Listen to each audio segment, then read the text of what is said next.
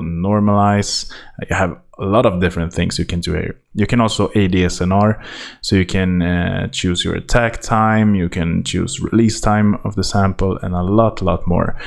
Pitch range is very nice to have here as well.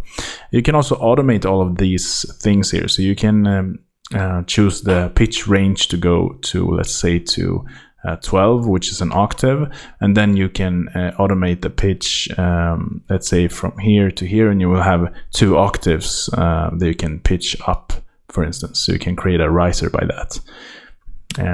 So you can be very creative with these things that FL Studio has.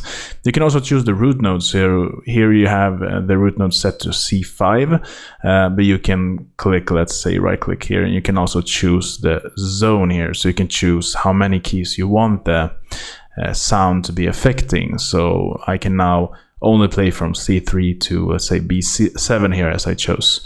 You can fine tune the different root nodes as well. So yeah, you can do that as well, but this is a drum loop, so I'll just leave it like it is. And now, as soon as I created a new channel, we'll go to the channel rack here, and you see we have that sample. I just imported twice, so I can delete one of those. Okay, so now we have this drum loop here in the channel rack. So what we can do here is to place the samples here, but since this is a drum loop, I don't want to do that. It goes from the channel rack, goes to the playlist here, then to the mixer, out to the master channel, and that is what you hear through your speakers. So let's go back and create a pattern. So I'm going to close these windows here. Let's see, let's do it like that. And the channel rack, and that one as well.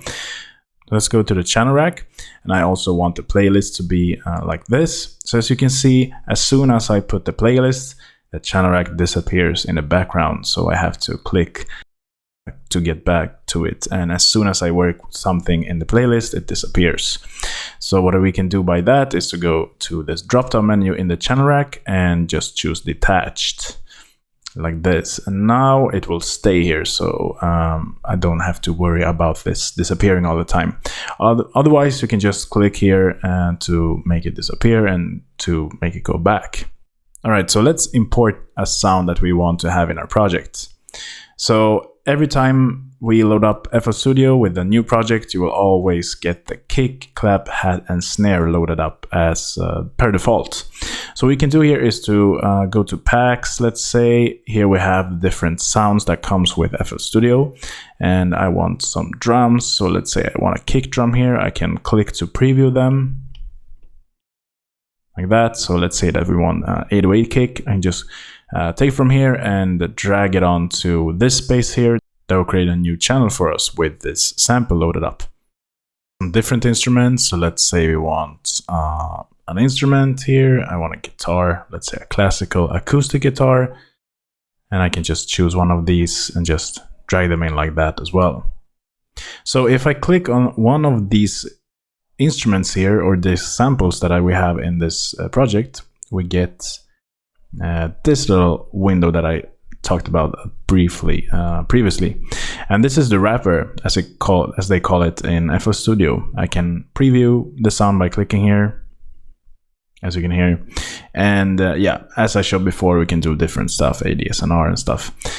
So that is very nice to have, and you just click on the sound to get the respective wrapper of that sound. More stuff in the channel rack. So as you can see, I have these little dial buttons that you can choose the pan here for all of the different instruments that we have, and the volume here as well. And if we open up the wrapper, you can see that if I choose the volume here, it's linked to the wrapper here as well, like that. Then we have this little dialog box here that is the number for the mixer track that we want to have. So if we open up the mixer, you will see all of these channels that we have in the mixer. So let's say that I want the kick drum to be assigned to channel 10. Then you go and do it like that, and you will also see that this selected instrument here is actually linked or selected here in the mixer as well. You can browse through them like that. You can also go and right click here and choose copy value. You can also do that as well in a lot of different things in FL Studio, that instead of just browsing through like that, you can just right click it, and then we will always go and get this little menu here as well. And they are very handy. You can link to controller to automate stuff, but just for the basic stuff right now, you can copy and paste values, for instance. So let's say that we want to copy this value here and we want the same value in this one. You can just paste the value and you will get exactly the same thing. You can do that with knobs. Let's say you can do that with copy value here, and you can paste the value here, for instance. So that is very handy to have there. And yeah, as I said before, you can browse around them like that. You can also type in values. So let's say we want them to be assigned to mixer track 20. Let's just do it like that as well. All right, so let's create an actual pattern here. So I'm going to close these windows here, and as you can see, I'm on pattern 3 here because we did a test pattern before.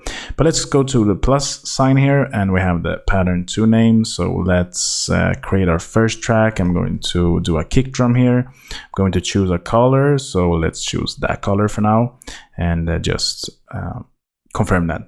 And yeah, we have the kick here, and I'm going to change the color of this kick drum as well to the same color, or kind of the same, just so I know that the kick drum in the channel rack is linked to the kick drum in the playlist. Or program the kick pattern in the step sequencer here. So let's do that. You can just click or left click the notes that you want to have in the channel rack. You can also delete them by just right clicking on them like that. You can also drag all of these like that. You can drag it with the right click to get rid of them. So let's program a basic 1/4 kick drum pattern here, and let's just play it.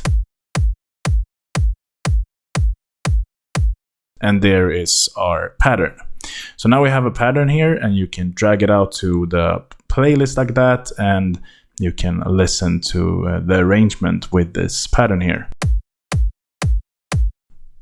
So that is how you create a pattern in FL Studio. It's very easy to do that. Play this pattern here and just go to the mixer.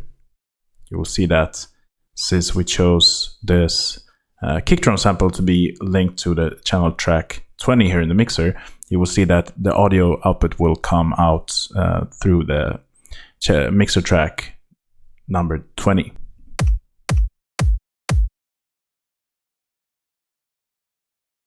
And now I think you will see the difference between the pattern